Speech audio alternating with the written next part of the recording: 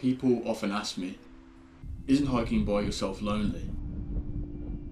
And while yes, hiking or walking solo does mean inherently being on your own, I'd often argue it's when I feel most connected.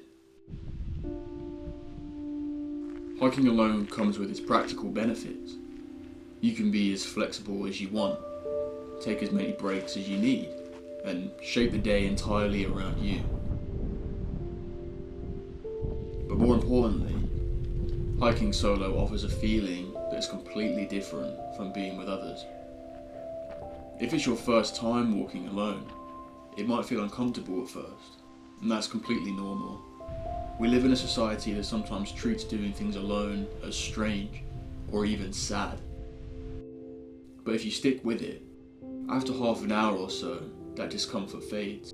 You forget about those imaginary societal constructs.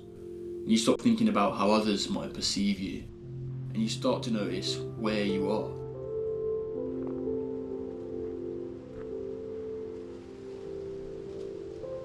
For me, one of my favourite parts of hiking solo is when I slip into that flow state.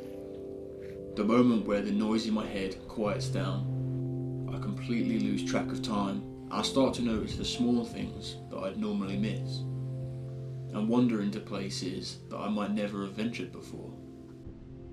If you're into psychology, you might have heard of Seligman's model of happiness.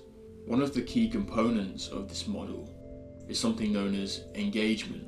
Seligman describes engagement as being one with the music, and for me, that's what solo hiking is. A way to reach that deep engagement that's sometimes so hard to find in everyday life. Now, I'm not saying you should ditch your friends and only ever go on solo hikes. Some of the best memories I have been on hikes with my friends. But if hiking alone has ever intrigued you, and you've hesitated because you worry it might seem weird, I'd say lean into that discomfort. Try it. See what happens. So yes, hiking solo means being by yourself, unaccompanied, alone. But is it lonely? Absolutely not.